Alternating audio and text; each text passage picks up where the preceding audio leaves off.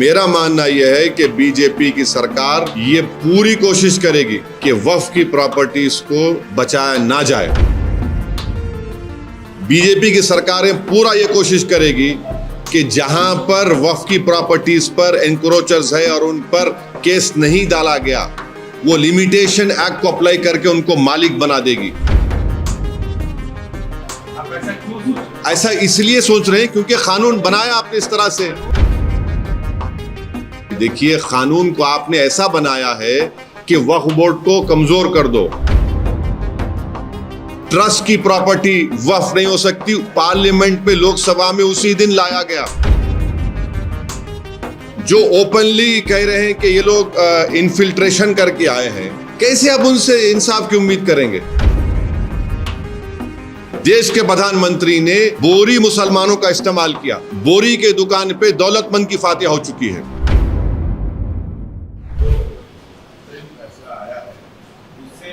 कुछ चीजों को आपके जो ऑब्जेक्शंस थे उसको कुछ हद तक एड्रेस किया गया है, तो क्या आप देखिए, मेरा मानना यह है, नहीं, मेरा सुन लीजिए, आप सवाल समझ गए। मेरा मानना यह है कि बीजेपी की सरकार ये पूरी कोशिश करेगी कि वक्फ की प्रॉपर्टीज को बचाया ना जाए।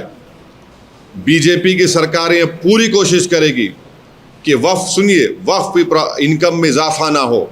बीजेपी की सरकारें पूरा ये कोशिश करेगी कि जहां पर वक्फ की प्रॉपर्टीज पर एनक्रोचर्स है और उन पर केस नहीं डाला गया, वो लिमिटेशन एक्ट को अप्लाई करके उनको मालिक बना देगी। आप ऐसा क्यों सोच रहे हैं? ऐसा इसलिए सोच रहे हैं क्योंकि कानून बनाया आपने इस तरह से। हम इस अरे कानून, भाई देखिए, कानून को आपने ऐसा बनाया है कि वक्फ बोर्ड को कमजोर कर दो।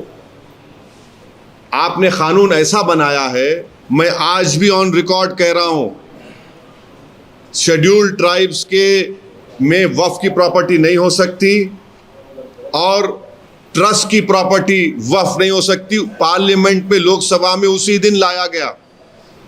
मैं फिर से अपना चार्ज बीजेपी पे लगा रहा हूं कि भारत के प्रधानमंत्री ने शिया बोरी, दाऊदी बोरी मुसलमानों को इस्तेमाल करके भारत के सबसे दौलतमंद आदमी को, जिसने खोजा वक्फ के ऊपर, यतीम खाने के ऊपर अपना आलीशान बिल्डिंग बनाई, उसको रिवार्ड करने के लिए देश के प्रधानमंत्री ने बोरी मुसलमानों का इस्तेमाल किया।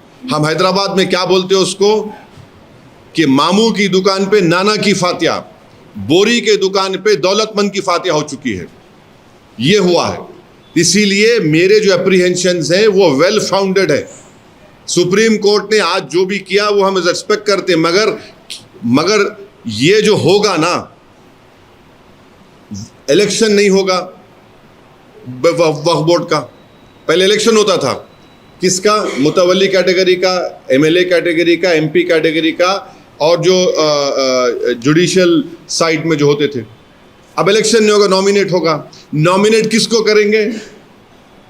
दूल्हे भाइयों को करेंगे, पूरे बीजेपी के जितने दूल्हे भाई हैं, और उसमें आप अपने लोगों को लाके डालेंगे। कैसे आप उम्मीद करेंगे? आप कैसे उनसे एक्सपेक्ट करेंगे जो बुलडोजर से घरों को तोड़ रहे हैं, जो ओपनली कह रहे हैं कि ये लोग इन्फिल्ट्रेशन करके आए हैं?